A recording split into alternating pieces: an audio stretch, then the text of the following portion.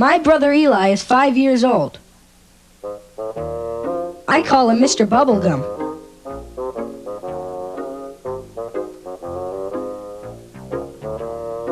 Mr. Bubble for short, because he sticks to me like gum. I can't get rid of him. Mom thinks Mr. Bubblegum is a cute name, but Eli is a real pain.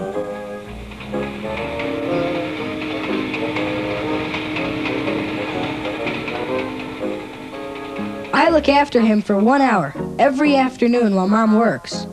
Just keep an eye on him. And I say, very funny, Mom. Eli sticks to me like bubblegum.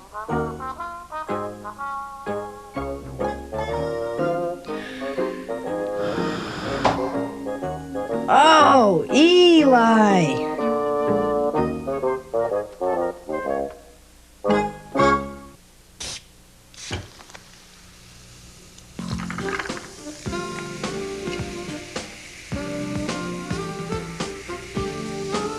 One day last summer, my friend Roberta and I were inventing a new soft drink. I hope it tastes as good as Bolo Cola, I said. Did you know that nobody knows what's inside Bolo Cola? That's silly, I said. If nobody knows, how do they keep making it? Simple. They break up the recipe. One plant puts in the juice. The next plant puts in the secret flavor. Another plant adds the color. Every plant adds a little bit to the Bolo Cola recipe. And finally, at the last one, they add the fizz. Maybe we should keep our drink a secret too, I said. Okay. First, we mixed cherry juice and prune juice. It looked a lot like Bolo Cola. Try it, I told Roberta. Yuck! Too sweet. So I added some vinegar. That helped. It's flat. It needs more fizz. All right. I dumped in some baking soda. Wow! How did I know that vinegar and soda erupt like a volcano when you mix them together? Our new drink boiled over the pot. It ran across the table. It poured over the side. And just then, Mr. Bubble's head popped out from under the table. Splat! He got it all over his head. Eli howled. Mom came running. She slipped on the wet floor and slid right under the table. Eli wasn't really hurt, but the kitchen was a mess. And was Mom mad? If Mr. Bubble had been sticking to the television instead of sticking to me, this never would have happened. Sometimes Eli is worse than bubblegum. Sometimes he's more like super glue.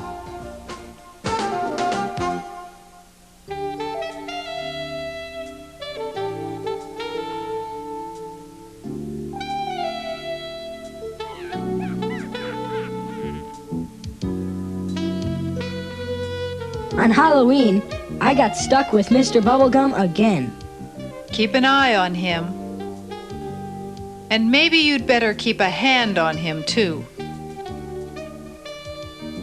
Eli was wearing a paper pumpkin head with the eyes, nose, and mouth cut out. The rest of his costume was an old sheet. He was a kind of pumpkin ghost, I guess. Boo! On the first block, I saw 3 other pumpkin heads. By the time Roberta joined us, there were 6 pumpkin heads running up and down the street. I think every little kid in town is wearing a pumpkin head. They were giving them away at the Piggly Wiggly supermarket. What are you? Don't you know Count Dracula when you see him? You could have fooled me. Roberta popped a set of fangs into her mouth. How about now? Now you look like you need braces. I was wrapped from head to toe in 5 rolls of white toilet paper. It wasn't hard to guess who I was, but I asked anyway. Who am I? Count Dracula's best friend, the mummy. We laughed so hard that Roberta lost her fangs. Hey, where's your bubble gum? I looked around. I didn't see Eli anywhere. Then ahead I saw 3 pumpkin heads. Roberta and I ran to them. Eli was not under any of the pumpkins. He can't be far, I said. We found 2 more pumpkin heads. They were both girls. It was getting dark. I was beginning to get angry and a little scared, too. Any other time, Eli would be right there, sticking to me like bubblegum on the bottom of my shoes. Now he was really missing. Witches and ghosts kept running by, yelling, "Trick or treat!" They were having fun. Not me. I felt terrible. It was the worst Halloween ever. Maybe we should tell your mom. I can't go home without Eli. What will she think? I think we better go tell her. We started walking home. I was hoping every step of the way to see a pumpkin head, one with Eli under it. Once I thought someone was following us. I looked back, but it was only a kid with a monster mask. We got all the way home without seeing any more pumpkin heads. The monster was still behind us. I stood in front of our house, thinking of a way to tell Mom Eli was missing. Are you going in? Suddenly, the monster pulled on my arm and said, Trick or treat. "Go away," I yelled. He didn't. Then something clicked. I lifted the mask, and there was Eli, grinning just like a pumpkin. "Where did you get that monster mask?" Traded. I couldn't help myself. I hugged him, right in front of Roberta. "You stuck to me after all. Good old Mr. Bubblegum."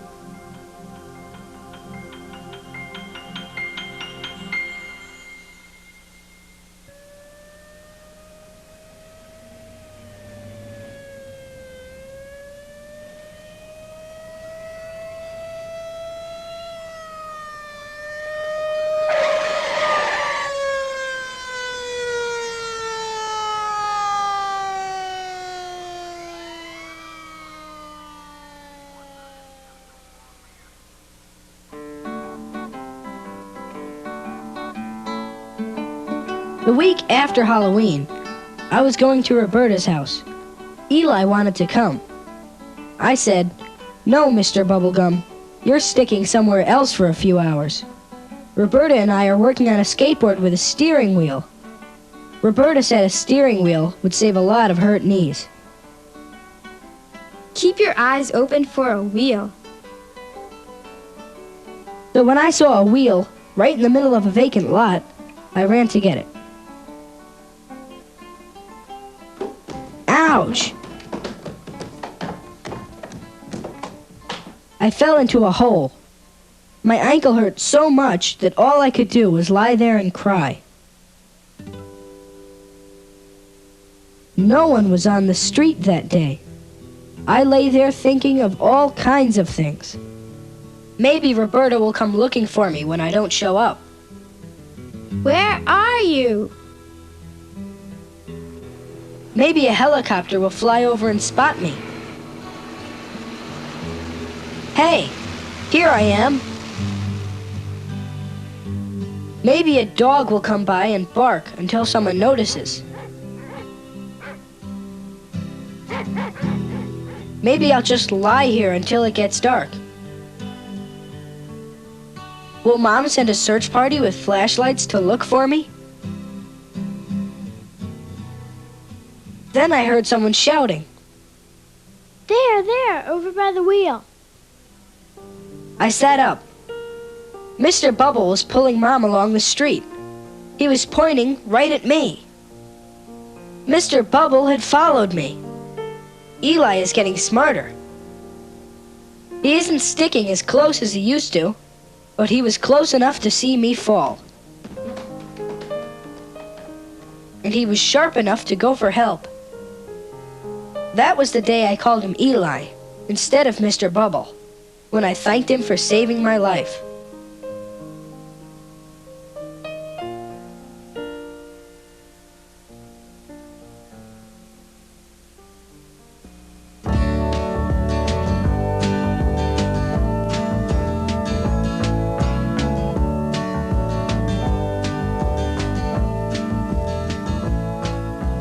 Let me tell you about a little brother who follows me around everywhere. And Mom tells me I have to share. It seems no matter where I go, he always wants to follow. Eli, it's Eli and I again and again. Eli and I again.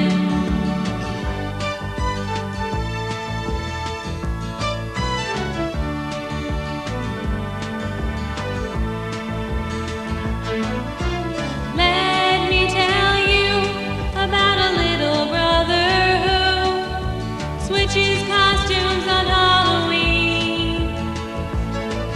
From a pumpkin head to monster green. He's messing up my plans for fun, and I call him Mr. Bubblegum.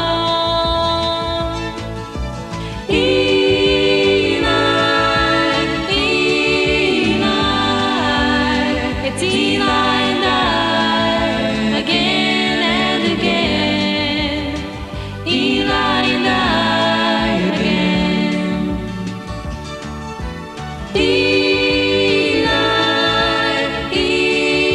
Eli, it's Eli and I again and again.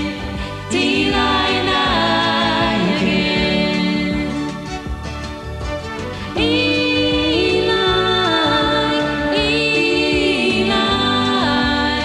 It's Eli and I again and again.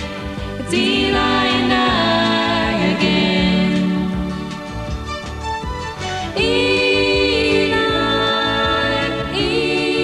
Eli, it's Eli.